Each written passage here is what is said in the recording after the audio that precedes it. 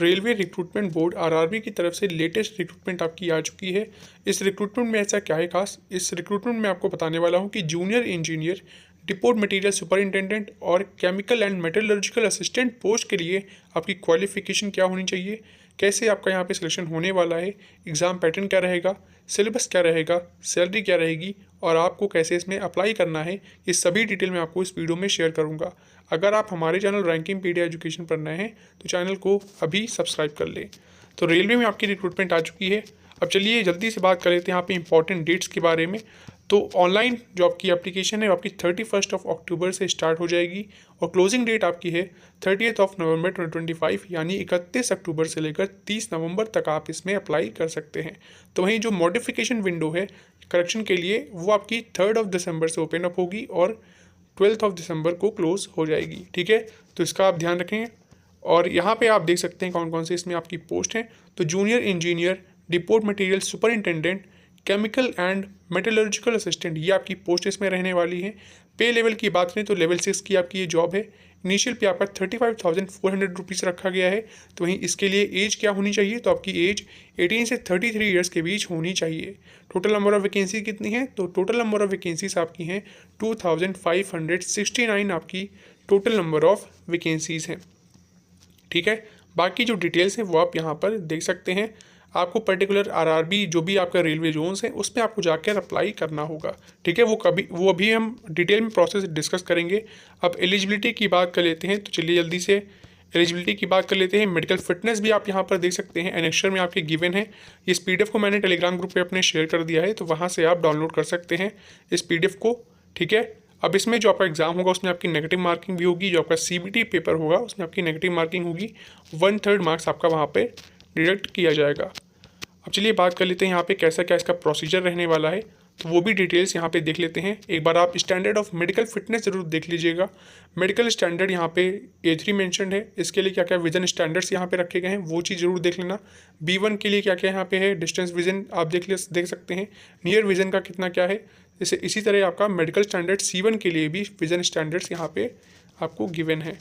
ठीक है, नेशनैलिटी की बात कर लें तो वो आपका सभी एग्ज़ाम के लिए कॉमन रहता है।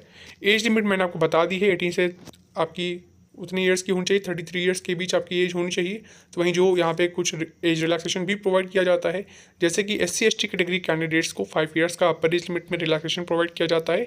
तो वहीं OBC नॉन क्रीमी लेयर्स को 3 ईयर्स का अपर एज लिमिट में रिलैक्सेशन प्रोवाइड किया जाता है और एक्स सर्विसमैन को भी यहाँ पे अपर एज लिमिट में रिलैक्सेशन प्रोवाइड किया जाता है। अब बात कर लेते हैं यहाँ पर एग्जामिनेशन फ़ी की। तो एग्जामिनेशन फ़ी जो ऑल कैटेगरी कैंडिडेट्स हैं, जैसे कि आपका जो अनरिजर्व कैटेगरी कैंडिडेट्स हैं, जो जनरल से आते हैं, EWS कैटेगरी कैंडिडेट्स हैं, उनके लिए जो यहाँ पे फ़ीस है वो आपकी 500 रुपीज़ है। जैसे ही आप फर्स्ट CBT अटेंड करते हैं आपको 400 रुपीज़ रिफंड कर दिए जाएंगे। ठीक है, उसके लिए भी प्रोसेस होता है, बैंक प्रोसेस, आपको बैंक डिटेल्स प्रॉपर फिलअप करनी होंगी। बाकी जो अदर कैटेगरी कैंडिडेट्स हैं, जैसे आपका SC है, ST है, एक्स सर्विसमैन है, PWD हैं, फीमेल हैं, ट्रांसजेंडर हैं, माइनॉरिटीज़ हैं, इकोनॉमिकली बैकवर्ड क्लास से जो आपके स्टूडेंट्स हैं, उनके जो एप्लीकेशन फ़ी है वो आपकी है 250 रुपीज़। जैसे ही आप फर्स्ट स्टेज CBT में अपीयर होंगे तो आपको ये फ़ीस भी रिफ़ंड मिल जाएगी। ठीक है, अब उसके लिए भी आपका इसमें प्रोसेस रहने वाला है। मोड ऑफ़ फ़ी पेमेंट आप यहाँ पर देख सकते हैं, आप debit card, bank card, UPI के थ्रू फ़ी पे कर सकते हैं ऑनलाइन। ठीक है, अब जो इकोनॉमिकली बैकवर्ड क्लास है इसमें आपका कैसा क्या है ये भी आप एक बार देख लें।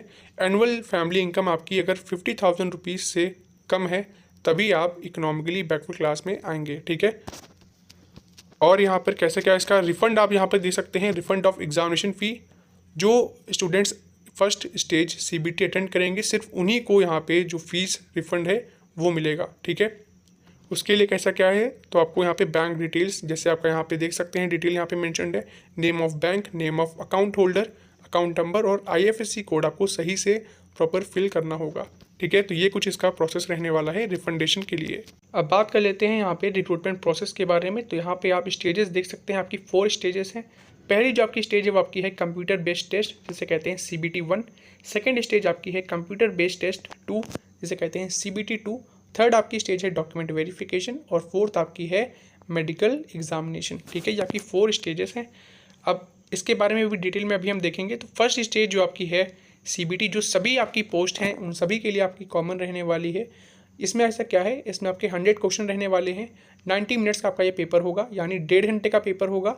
100 क्वेश्चन आपके इसमें रहने वाले हैं। 120 मिनट्स उनके लिए हैं जो स्क्राइब यहाँ पे लेना चाहते हैं, ठीक है। तो उनके लिए है, जानिए कि PWBD जो कैटेगरी कैंडिडेट्स हैं उनके लिए यहाँ पे 120 मिनट्स यहाँ पे रखा गया है। अब ये 100 क्वेश्चन जो आपके रहेंगे, ये आपके कौन कौन से पोर्शन इसमें रहेगा, तो इसमें आपका मैथमेटिक्स का पोर्शन है, जनरल इंटेलिजेंस एंड रीजनिंग है, जनरल अवेयरनेस है और जनरल साइंस है।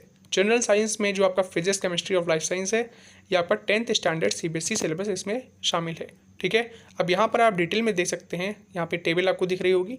तो मैथमेटिक्स के 30 क्वेश्चन आएंगे 30 मार्क्स के, जनरल इंटेलिजेंस एंड रीजनिंग के 25 क्वेश्चन आएंगे 25 मार्क्स के, जनरल साइंस के आपके 30 क्वेश्चन आएंगे 30 मार्क्स के, तो वहीं जनरल अवेयरनेस के आपके 15 क्वेश्चन आएंगे 15 मार्क्स के। तो 100 क्वेश्चन आपके आएंगे 100 मार्क्स के और टाइम मिलेगा आपको 90 मिनट्स। इसमें आपकी नेगेटिव मार्किंग भी है, 1/3 मार्क्स आपका यहाँ पे डिडक्ट किया जाएगा अगर आप कोई गलत आंसर देते हैं तो, ठीक है। इसमें आपकी मिनिमम परसेंटेज ऑफ मार्क्स भी यहाँ पे देखिए लिखा हुआ है। अगर आप अनरिजर्व कैटेगरी से हैं या EWS कैटेगरी से हैं तो मिनिमम आपको 40% मार्क्स स्कोर करना है, तभी आप नेक्स्ट राउंड जो कि है नेक्स्ट स्टेज आपकी है CBT 2, उसके लिए आप जाएंगे, ठीक है। ऐसे ही OBC नॉन क्रीमी लेयर्स के 30% है, SC के लिए भी यहाँ पे 30% है और ST के लिए भी 25% यहाँ पे क्वालिफाइंग मार्क्स रखा गया है। तो जो बच्चे क्वालिफाई कर लेंगे वो जाएंगे सेकेंड स्टेज CBT में। अब CBT पेपर 2 जो आपका है, इसमें आप यहाँ पे पैटर्न देख सकते हैं। इसमें आपके 150 क्वेश्चन रहेंगे और 120 मिनट्स की आपका ये एग्ज़ाम होने वाला है, यानी 150 क्वेश्चन रहेंगे, 2 घंटे का आपको पेपर यहाँ पे रहेगा, ठीक है। 160 मिनट उनके लिए हैं जो PWBD कैटेगरी कैंडिडेट्स हैं, उनके लिए यहाँ पे 160 मिनट रखा गया है। जिनको स्क्राइब की ज़रूरत है सिर्फ वही उन्हीं के लिए 160 मिनट्स यहाँ पे रहने वाला है। अब इस 150 क्वेश्चन में आपके कौन कौन से सिलेबस इसमें रहेंगे, तो सिलेबस आप देख सकते हैं। जनरल अवेयरनेस का टॉपिक यहाँ पे है, फिजिक्स केमिस्ट्री आपके 10th स्टैंडर्ड CBSE सिलेबस के अकॉर्डिंग यहाँ पे रहेगा। Basics of computer and application, ये आपका पोर्शन आएगा। इसके अलावा basics of environment and pollution control, और जो आपका 5th पोर्शन है वो आपका है टेक्निकल एबिलिटीज़, ठीक है। तो ये आपके पोर्शन इसमें रहने वाले हैं। अब इस टेबल में आप यहाँ पे देख सकते हैं, समरी यहाँ पे गिवन है। जनरल अवेयरनेस के 15 क्वेश्चन आएंगे 15 मार्क्स के, फिजिक्स एंड केमिस्ट्री के 15 क्वेश्चन आएंगे 15 मार्क्स के, basics of computer and application के 10 क्वेश्चन रहेंगे 10 मार्क्स के, तो वहीं basics of environment and pollution control के 10 क्वेश्चन रहेंगे 10 मार्क्स के, और टेक्निकल एबिलिटीज़ के 100 क्वेश्चन रहने वाले हैं 100 मार्क्स के। टोटल की बात कर ले 150 क्वेश्चन रहेंगे 150 मार्क्स के, और टाइम आपको मिलेगा 120 मिनट्स, ठीक है। 150 क्वेश्चन रहेंगे 150 नंबर के, 2 घंटे का समय मिलेगा। इसमें भी आपकी नेगेटिव मार्किंग होगी, ठीक है। 1/3 मार्क्स आपका डिडक्ट किया जाएगा अगर आप कोई गलत आंसर देते हैं तो। इसमें भी आपको क्वालिफाइंग मार्क्स अचीव करने हैं, तभी आप नेक्स्ट राउंड जो आपका है वो आपका है DV, उसके लिए आप जाएंगे, ठीक है। तो अनरिजर्व कैटेगरी और EWS के लिए मिनिमम 40% मार्क्स यहाँ पे है, OBC नॉन क्रीमी लेयर और SC कैटेगरी के लिए 30% है, और ST कैटेगरी के लिए यहाँ पे 25% है। जैसे ही आप ये मिनिमम क्वालिफाइंग कर लेंगे तो आपका इसके बाद DV होगा, और मेडिकल एग्जामिनेशन के बाद आप यहाँ पे जॉब मिल जाएगी, ठीक है। अब इसमें आप एक चीज़ ध्यान देने वाली है कि वर्चुअल कैलकुलेटर इसमें आपको अवेलेबल किया जाएगा, ठीक है, सेकेंड स्टेज CBT के लिए। आप डिसिप्लिन मैपिंग टेबल आप यहाँ पर दे सकते हैं। तो अगर आपने 3 इयर्स का डिप्लोमा या फिर बैचलर्स डिग्री यानी BE या BTech किया है, इन स्ट्रीम्स में कौन कौन सी स्ट्रीम्स, मैकेनिकल इंजीनियरिंग में, या फिर प्रोडक्शन इंजीनियरिंग में, या फिर ऑटोमोबाइल इंजीनियरिंग में, या फिर मैन्युफैक्चरिंग इंजीनियरिंग में, या फिर मैकेट्रॉनिक्स में, या फिर इंडस्ट्रियल में, या फिर मशीनिंग में, या फिर टूल्स एंड मशीनिंग में, या फिर टूल्स एंड डाई मेकिंग में, या फिर any combination of this stream, तो फिर आप mechanical and allied engineering exam group में आप रहेंगे, ठीक है। ऐसे ही काफ़ी ज़्यादा डाउट रहता है कि civil engineering, computer science engineering के स्टूडेंट्स इसमें अप्लाई कर सकते हैं या नहीं, तो कंप्यूटर साइंस एंड इंजीनियरिंग के स्टूडेंट इसमें अप्लाई कर सकते हैं। यहाँ पे देखिए मेंशन्ड है ब्रांचेस में, कौन कौन सी यहाँ पे ब्रांचेस मेंशन्ड है, तो वो आप यहाँ पर देख सकते हैं, जैसे कि electronics engineering, instrumentation and control engineering, या फिर अगर आपने BTech कंप्लीट की है कम्युनिकेशन इंजीनियरिंग में, या फिर BTech अगर आपने कंप्लीट की है या डिप्लोमा कंप्लीट किया है कंप्यूटर साइंस एंड इंजीनियरिंग में, या कंप्यूटर इंजीनियरिंग में, या कंप्यूटर साइंस में, या IT में, या किसी भी कॉम्बिनेशन में जो भी यहाँ पे है थर्ड में, तो आप electronics and allied engineering exam group में रहेंगे, ठीक है। ऐसे ही आपका सिविल इंजीनियरिंग के लिए है, और अगर आपने BSc फिजिक्स केमिस्ट्री ये कर रखी है तो फिर आपका जो एग्ज़ाम ग्रुप रहने वाला है वो आपका CMA रहेगा, ठीक है। अब शॉर्ट लिस्टिंग जो आपकी है सेकंड स्टेज के लिए, उसका यहाँ पे आप देख सकते हैं कैसा क्या रहने वाला है। जो फर्स्ट स्टेज क्लियर करेंगे वो जाएंगे सेकंड स्टेज में, और सेकंड स्टेज जो क्लियर कर लेगा वो जाएगा DV में, और DV के बाद आपका रहेगा मेडिकल एग्जामिनेशन, ठीक है। नॉर्मलाइजेशन ऑफ मार्क्स यहाँ पे लिखा है, तो ये सभी आप चीज़ें PDF में पढ़ सकते हैं। कैसे कैसे में अप्लाई करना है, तो आप अपने जो नियरेस्ट आपकी RRB है तो वहाँ पे उसकी ऑफिशियल वेबसाइट पर विजिट करेंगे, वहाँ पर जाकर आपको अप्लाई कर देना है। ठीक है, पहले आपको अकाउंट क्रिएट करना होगा, फिर OTP आएगा, उसको वेरीफाई करिएगा, फिर रीलॉगिन करके आपको इसमें अप्लाई कर देना है। फिर जो भी डिटेल्स वहाँ पे मांगेंगे आपको वो सब फिल कर देना है। यूट्यूब पर आपको मिल जाएंगी वीडियोस, वो आप फॉलो करके आप एप्लीकेशन फॉर्म इजीली फिलअप कर सकते हैं। इस टेबल में आप लिस्ट ऑफ RRBs वेबसाइट यहाँ पर देख सकते हैं, इसका आप स्क्रीनशॉट ले सकते हैं, वरना मैंने ये PDF अपने टेलीग्राम ग्रुप पे अपलोड कर दी है, तो वहाँ पे उसको ज्वाइन कर सकते हैं और ये PDF आप डाउनलोड कर सकते हैं। ठीक है, मॉडिफिकेशन के लिए भी मैंने विंडो आपको बताया था। अब जो मॉडिफिकेशन फ़ी है वो आप देख सकते हैं नॉन रिफंडेबल है, 250 रुपीज़ आपको पे करने होंगे। इन केस अगर आपने एप्लीकेशन फॉर्म फिलअप किया है, उसमें कुछ गलती है, तो आपकी करेक्शन विंडो आपकी ओपन अप होगी, 250 रुपये आपको फिर पे करने होंगे। मॉडिफिकेशन आपका जो फ़ी है वो आपका रहने वाला है और ये फ़ी आपकी नॉन रिफंडेबल है। ठीक है, तो आप चेंजेस भी कर सकते हैं। तो आप कोशिश करें कि आपकी गलती यहाँ पे ना हो। फ्री ट्रेवल फैसिलिटीज़ भी आपको यहाँ पे प्रोवाइड की जाएगी, सिर्फ SC ST कैटेगरी कैंडिडेट्स को। ठीक है, तो इस चीज़ का आपको ध्यान रखना है, SC ST के लिए यहाँ पे फ्री ट्रेवल फैसिलिटीज़ भी प्रोवाइड की जाएगी।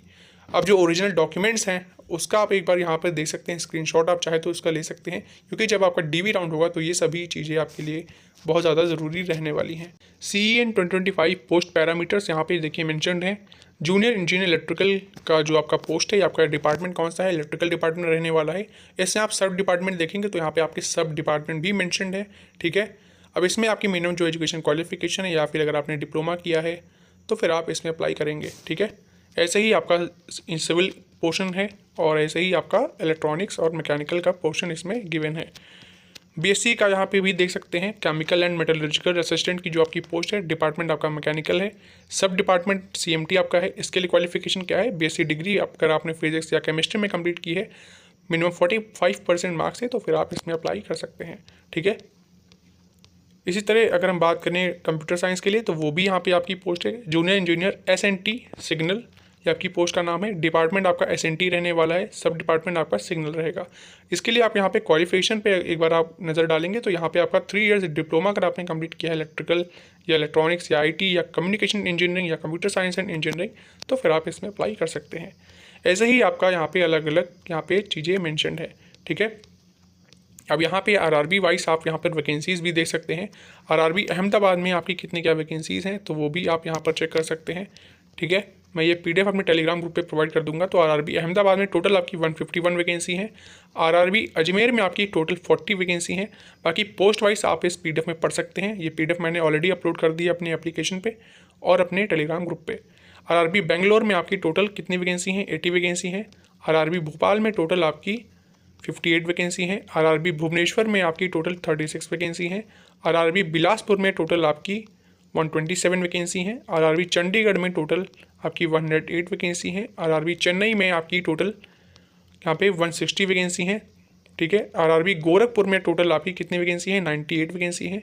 RRB गुवाहाटी में आपकी 7 वैकेंसी हैं। RRB जम्मू एंड कश्मीर में आपकी टोटल 88 वैकेंसी हैं। RRB कोलकाता में टोटल आपकी जो वैकेंसी हैं वो आपकी हैं RRB कोलकाता में कितनी, 628। सबसे ज़्यादा वैकेंसी आपकी RRB कोलकाता में लग रही हैं। RRB मालदा में आपकी 45 वैकेंसी हैं। RRB मुंबई में भी अच्छी खासी वैकेंसी होंगी, तो RRB मुंबई में आपकी टोटल जो है वैकेंसी 434 है। RRB मुजफ्फरपुर में 23 वैकेंसी। RRB पटना में 50 वैकेंसी। RRB प्रयागराज में टोटल आपकी 162 वैकेंसी है। RRB रांची में टोटल आपकी 109 वैकेंसी हैं। तो वहीं RRB सिकंदराबाद में टोटल आपकी 103 वैकेंसी है। RRB तिरुवनंतपुरम में 62 वैकेंसी हैं। ओवरऑल वैकेंसीज़ की बात करें 2569 टोटल आपकी वैकेंसीज़ हैं, जिसमें से आपकी अनरिजर्व कैटेगरी में 190 आपकी टोटल वैकेंसी हैं। EWS कैटेगरी में आपकी 244 वैकेंसी हैं। बाकी SC ST OBC की भी यहाँ पर वैकेंसी है। ठीक है, तो काफ़ी अच्छी पोस्ट है, इसमें ज़रूर अप्लाई करें और ऐसे ही जॉब अपडेट्स के लिए चैनल को भी सब्सक्राइब कर लें। धन्यवाद।